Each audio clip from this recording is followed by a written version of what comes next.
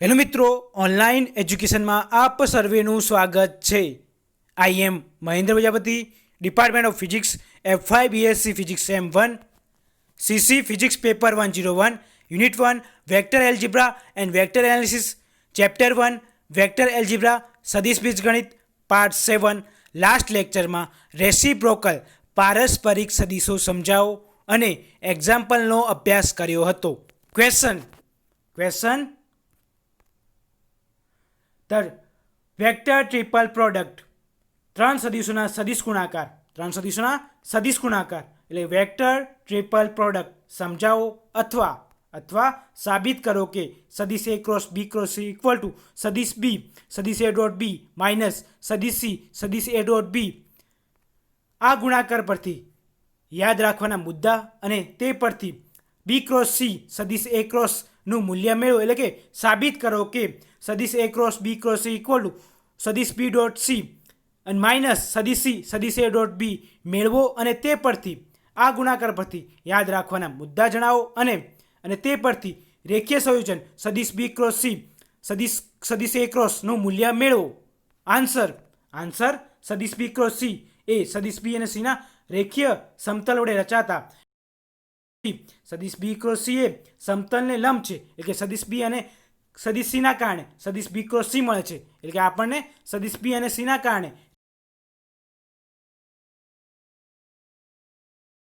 લંબ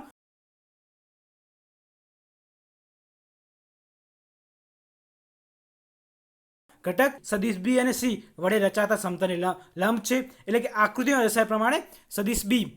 B અને સદિશ C ના કારણે આપણને B ક્રોસ C મળે છે અને સદિશ B અને C ના કારણે આ સદિશ B અને C ને લંબ ઘટક સદિશ A છે, સમતલને લંબ A છે. હવે આકૃતિ 1 પરથી ત્રણ સદિશોના સદિશ ગુણાકાર સદિશ A cross B cross C એ સદિશ A cross B cross C એ આકૃતિમાં દર્શાવ્યા એકને સદિશ B ક્રોસ C ને સદિશ A લંબ છે, સદિશ A ને આ B ક્રોસ C ને સદિશ B અને સદિશ B ક્રોસ C ને લંબ ઘટક સદિશ A છે. હવે સદિશ A cross B cross C એ સદિશ B અને C ક્રોસ સદિશ A cross B cross C એ સદિશ A B ક્રોસ C ને સમતલને લંબ છે, એટલે કે સદિશ B ક્રોસ C સદિશ A cross B cross C A B cross C ને લંબ છે, એટલે કે સદિશ A cross B cross C એ સદિશ B ક્રોસ C ને લંબ થશે. હવે આકૃતિ 1 પરથી જોઈ શકાય છે કે સદિશ B ક્રોસ C એ લંબ એવો કોઈ ઘટક સદિશ B અને C વડે રચાતા સમતલમાં હશે. સદિશ B C અને એ રચાતા સમતલને હશે, એટલે સદિશ B અને C ના કારણે આપણને સદિશ B ક્રોસ C સદિશ A cross B cross C એ સદિશ B અને C ના રેખીય સંયોજન વડે દર્શાવી શકાય, એટલે સદિશ ગુણાકાર સદિશ A cross B cross C સદિશ B અને C ના રેખીય સંયોજન વડે દર્શાવી શકાય. એટલે હવે દેખો સદિશ A cross B cross C equal to સદિશ B એટલે રેખીય સંયોજન B ના કારણે સદિશ સ્મોલ c અને સદિશ C એટલે આ સદિશ B અને સ્મોલ c અને સ્મોલ b એ આપણે રેખીય સંયોજન લીધું છે. સદિશ A cross B cross equal to small b into B small c into સદિશ C સદિશ C આપણે સમીકરણ 1 કહીશું. આપેલ સદિશ સદિશ A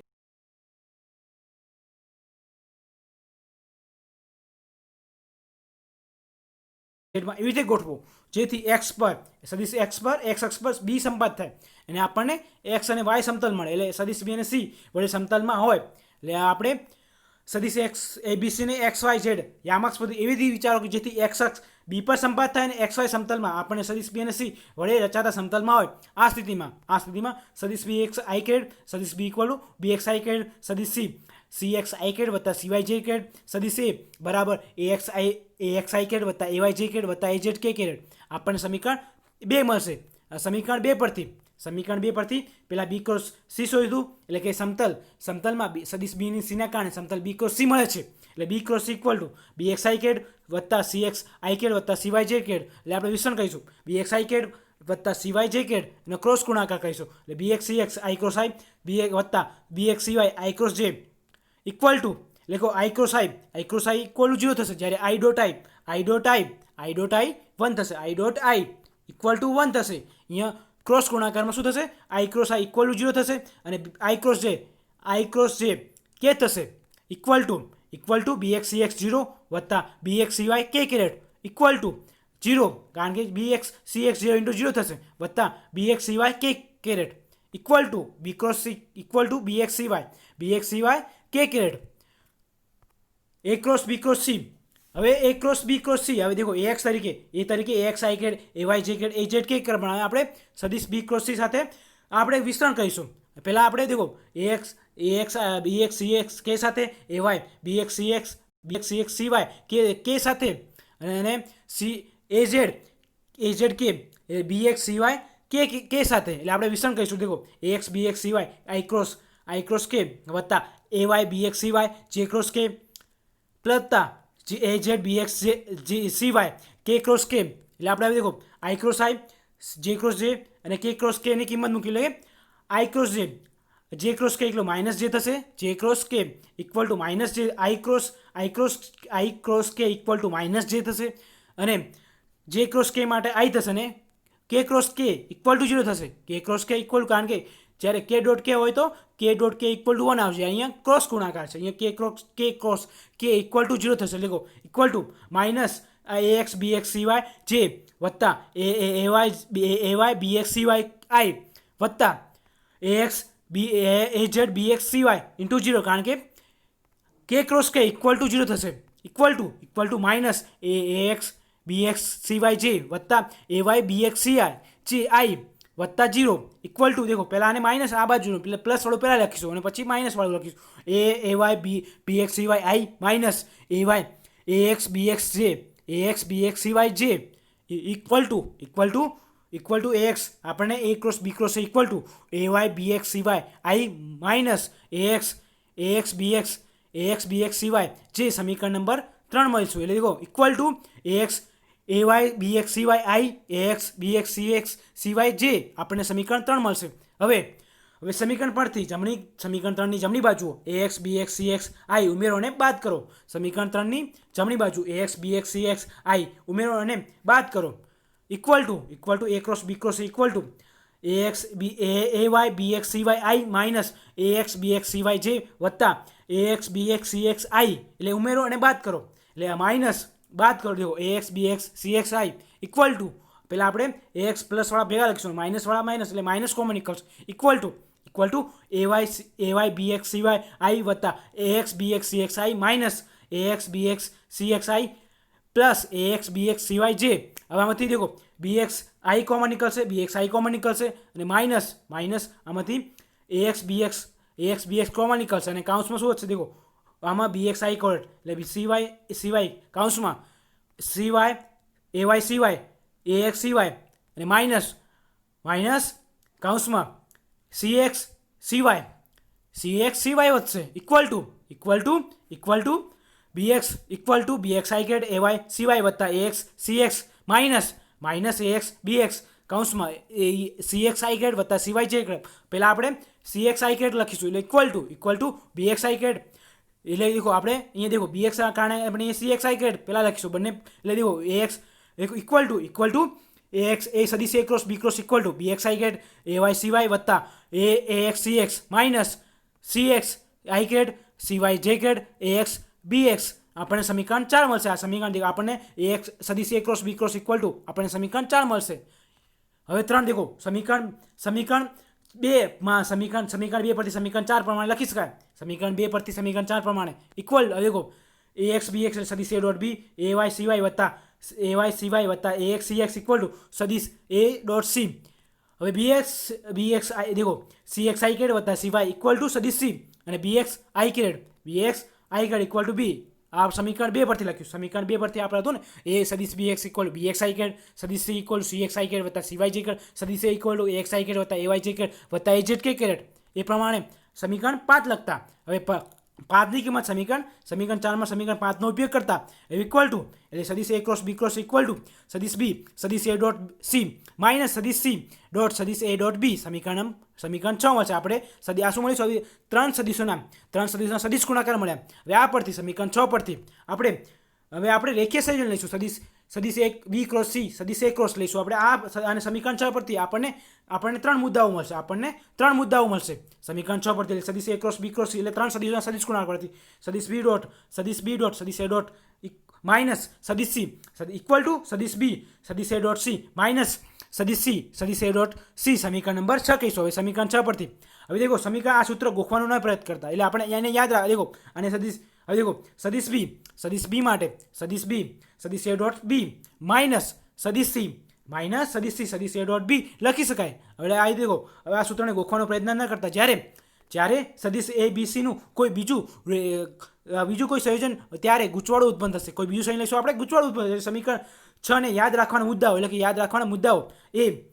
3 સદિશોના સદિશ ગુણાકાર કૌંસમાં આપેલ 2 સદિશોના રેખીય સંયોજનથી મળે છે. કૌંસમાં આપેલ દેખો હવે બી અને સીના કારણે આપણને આ સમીકરણ મળશે. બીના કારણે આપણને સદિશ બીના કારણે સદિશ એ ડોટ સી એટલે આપણને એક રેખીય સંયોજન મળશે. સદિશ સીના કારણે સદિશ એ ડોટ બી રેખીય સંયોજન મળશે. એટલે કે હવે બી માટે આપણને આ પહેલો મુદ્દો મળે ને. હવે બી માટે હવે રેખીય સંયોજનમાં આવતો સદિશ હંમેશા 3 સહગુણકો બાકીના 2 સદિશોના ડોટ ગુણાકાર હોય છે. રેખીયનો આવતો સદિશ એ બે સદિશ આ રેખીયમાં સદિશ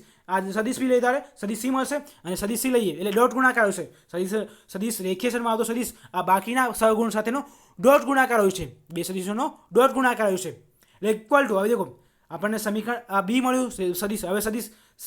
ત્રીજી શરત સી માટે હવે મધ્યમાં આવતો સદિશ હંમેશા ધન સંખ્યા હશે. મધ્યમાં આવતો સદિશ બી હંમેશા ધન હશે. દેખો સદિશ બી અહીંયા ધન છે એટલે આ મધ્યમાં આવતો સદિશ હંમેશા ધન હશે. હવે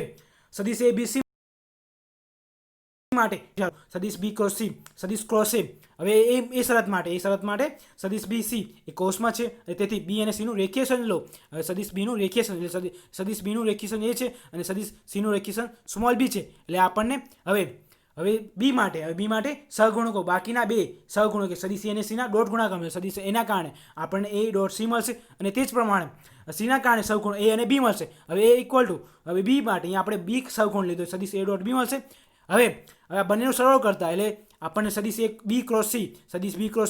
ઇક્વલ ટુ સદિશ B cross A equal to small B સદિશ બી સ્મોલ સીના કારણે આપણે બી મળશે. હવે દેખો સદિશ સીના કારણે બી મળશે ઇક્વલ ટુ બી સદિશ એ ડોટ સી પ્લસ સદિશ એ ડોટ બી. હવે સી શરતમાં મધ્યમાં આવતો સદિશ હંમેશા ધન સંખ્યા અને બાકીની ઋણ સંખ્યા હશે. મધ્યમાં આવતો સદિશ એટલે આપણને મધ્યમાં શું છે અહીંયા સી સદિશ એટલે અમે અહીંયા આપણે સી સદિશ મધ્યમાં લઈશું એટલે સદિશ ધન આવશે અને મધ્યમાં આવતો સદિશ ધન હશે અને બાકીની સંખ્યા ઋણ હશે. સમીકરણ 6 પરથી સમીકરણ એ બી ક્રોસ સી સદિશ B cross A equal to સદિશ C dot A dot B plus સદિશ સી ડોટ એ પરંતુ દેખો અહીંયા સી ડોટ એ એટલે શું થશે માઇનસ ચિહ્ન આવશે. સદિશ એ ડોટ સી થશે ઇક્વલ ટુ સદિશ એ ડોટ બી માઇનસ સદિશ એ dot C equal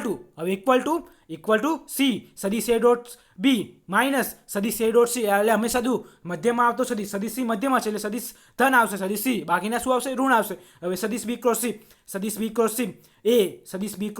A cross equal to સદિશ એ ડોટ બી માઇનસ સદિશ એ ડોટ સી સમીકરણ 7 કહીશું. હવે સમીકરણ 7 એ સદિશ બી ક્રોસ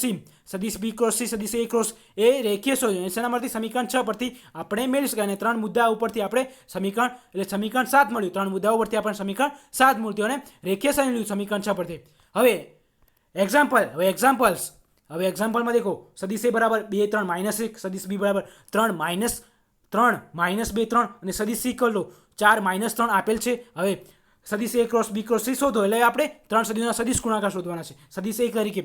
એ તરીકે X A Y A Z 2 minus 3 1 અને સદિશ બી ઇક્વલ ટુ સદિશ B X B Y B Z equal to 3 minus 2 3 અને સદિશ સી એટલે C X C Y C Z equal to 4 minus 3 3. હવે સદિશ A cross B cross C શોધું પહેલાં આપણે સદિશ બી ક્રોસ સી શોધીશું અને આપણે ડી કહીશું ને પછી ડી એ ડોટ સદિશ એ ક્રોસ ડી કરીશું એટલે આપણને સદિશ A cross B cross C મળશે ઇક્વલ ટુ હવે આન્સર બી ક્રોસ સી. હવે બી ક્રોસ સી લઈશું. હવે માનાંકમાં I J K B X B Y B Z C X C Y C Z. હવે કિંમત મૂકશું માનાંકમાં એ આઈ જે કે 3 માઇનસ 2 3 4 માઇનસ 3 એટલે દેખો આપણે વિસ્તરણ કહીશું. પહેલા સ્તંભ માટે બીજો અને ત્રીજો લઈશું અને પછી બીજા સ્તંભ માટે ત્રીજો અને પહેલો અને ત્રીજો લઈશું અને ત્રીજા સ્તંભ માટે ત્રીજો અને પહેલો અને બીજો સ્તંભ એટલે આપણે વિસ્તરણ કહીશું બીજગણિત પ્રમાણે. હવે આઈ 2 માઇનસ 3 માઇનસ 4 ઇન્ટુ 3 એટલે 2 3 અને માઇનસ 4 પ્લસ એટલે માઇનસ આવશે કારણ કે માઇનસ આવશે બીજા સ્તંભમાં જે માઇનસ આવશે 3 ઇન્ટુ 3 માઇનસ 3 ઇન્ટુ 4 3 ઇન્ટુ 3 અને 3 ઇન્ટુ 4 પછી કે 3 into -4 3 into -4 3 into -4 એટલે -2 -4 ઇક્વલ ટુ આ પ્રમાણે વિસ્તરણ થશે બીજગણિત પ્રમાણે. હવે દેખો equal to I 2 into -3 -4 into 3 j 3 into 3 into 4 પછી પ્લસ કે 3 into 4 -2 into 4 હવે વિસ્તરણ કરીશું. હવે આપણે કાઉન્ટ છોડીશું, આનું આપણે કાઉન્ટ છોડીશું એટલે ઇક્વલ ટુ I 6 into -6 એટલે 3 into -3 દૂર છે એટલે -6 એટલે ઇક્વલ ટુ -j વત્તા 12 -j એટલે આ વિસ્તરણ કરીશું એટલે -j 3 -9 into 12 વત્તા કે આ પ્રમાણે વિસ્તરણ એટલે -12 વત્તા 8 હવે ઇક્વલ ટુ આનું કાઉન્ટ છોડીશું. હવે ઇક્વલ ટુ દેખો -6 એટલે +6 વધશે, -9 એટલે -3 વધશે અને -12 વત્તા 8 એટલે -4 વધશે ઇક્વલ ટુ -j દેખો equal to I into 6 -j -3 વત્તા કે -4 ઇક્વલ ટુ કાઉન્ટ છોડીશું. હવે આ કાઉન્ટ છોડીશું ઇક્વલ ટુ 6I વત્તા 3j -4 ઇક્વલ ટુ એટલે આપણને B ક્રોસ C મળશે 6I કેરેટ વત્તા 3j કેરેટ વત્તા -4k કેરેટ આપણને આને D કહીશું. B ક્રોસ C ને આપણે D લઈશું D ધારતા. હવે સદિશ A cross B cross equal to હવે દેખો ઇક્વલ ટુ હવે A ક્રોસ સદિશ A ક્રોસ D લઈશું કારણ કે આપણે B ક્રોસ C માટે D ધાર્યા હવે ઇક્વલ ટુ હવે કિંમત મૂકીશું. હવે આ equal to IJK માનાંકમાં DIJK AX AY AZ DX DY DZ એટલે આપણે D માટે લીધા DX DY DZ લીધા માનાંકમાં કિંમત મૂકીશું. IJK 2 3 -1 એટલે 2 3 -3 1 6 3 4 -4 6 3 એટલે 6 3 -4 હવે આપણે બીજગણિત પ્રમાણે વિસ્તરણ કરીશું એટલે I 3 into 4 એટલે પહેલા સ્તંભ માટે પહેલો ને ત્રીજો સ્તંભ પહેલા સ્તંભ માટે બીજો ને ત્રીજો સ્તંભ હવે બીજા સ્તંભ માટે બીજો અને પહેલો અને ત્રીજો સ્તંભ માટે આવશે બીજા સ્તંભ માટે પહેલો અને ત્રીજો સ્તંભ અને ત્રીજા સ્તંભ માટે ત્રીજા સ્તંભ માટે પહેલો અને બીજો સ્તંભ આવશે એટલે વિસ્તરણ કરીશું એ પ્રમાણે આપણે વિસ્તરણ કરીશું એટલે ત્રીજા અને દેખો હવે I equal to 3 into -4 1 into 3 j equal to દેખો વિસ્તરણ કરીશું એટલે I equal to -3 into 4 1 into 3 j 2 into 3 એ પ્રમાણે વિસ્તરણ કરીશું બીજગણિત પ્રમાણે એટલે 2 into 4 -4 એટલે 1 into 6 પ્લસ કે 2 into 3 -3 into 3 એટલે વિસ્તરણ કરીશું ઇક્વલ ટુ I દેખો equal to j into equal to I ત્યાં આવશે ઇક્વલ ટુ I -12 -3 -8 -6 વત્તા કે 6 into વત્તા 18 એટલે એ પ્રમાણે વિસ્તરણ કરી લો દેખો આ પ્રમાણે વિસ્તરણ કરીશું દેખો ઇક્વલ ટુ 9 into 9 -j -14 થશે વત્તા કે એટલે 6 વત્તા 8 એટલે 24 થશે 6 વત્તા 18 એટલે 24 થશે ઇક્વલ ટુ દેખો 9 into I -j into -14 વત્તા કે 24 એટલે દેખો ઇક્વલ ટુ હવે કાઉન્ટ છોડીશું 9I કેરેટ 9 વત્તા 14j કેરેટ વત્તા 24 કેરેટ એટલે આપણને આ મળશે એ જ પ્રમાણે દેખો A cross B cross C equal two A cross B cross C સદિશ A cross B cross C એટલે 9I કેરેટ એટલે આપણને વિસ્તરણ મળ્યું હતું કે આપણને સદિશ A ક્રોસ એટલે ત્રણ સદિશનો સદિશ ગુણાકાર એટલે સદિશ A cross B cross C equal to 9I caret વત્તા 14j કેરેટ વત્તા 24k કેરેટ આપણને આ સાબિત કર્યું. હવે નોંધ આપી લઈએ હવે ડોટ ગુણાકાર ક્રોસ કરવાનું રેખીય સંયોજન ડોટ ગુણાકાર દેખો I dot I equal to 1 J dot J equal to 1 અને K dot K equal to 1 એ જ પ્રમાણે ક્રોસ ગુણાકાર માટે શું આવશે 0 આવશે એટલે I cross I equal to 0 J cross J equal to 0 K cross K equal to 0 K cross K equal to 0 એટલે અહીંયા ડોટ ગુણાકાર અને ક્રોસ ગુણાકારનું રેખીય સંયોજન આપેલું છે એટલે આપણે સમજવા માટે છે અહીંયા ડોટ ગુણાકાર અને ક્રોસ ગુણાકારનું રેખીય સંયોજન એટલે કે I ડોટ I ડોટ ગુણાકાર માટે I dot I equal to 1 J dot J equal to 1 અને K dot K equal to 1 જ્યારે ક્રોસ ગુણાકારમાં શું આવશે 0 આવશે દેખો I cross I equal to 0 J cross J equal to 0 K cross K equal to 0 એટલે અહીં રેખીય ગુણાકાર ડોટ ગુણાકારને ક્રોસ ગુણાકારનું રેખીય સંયોજન આપેલું છે આપણે સાબિત કરી શકીએ.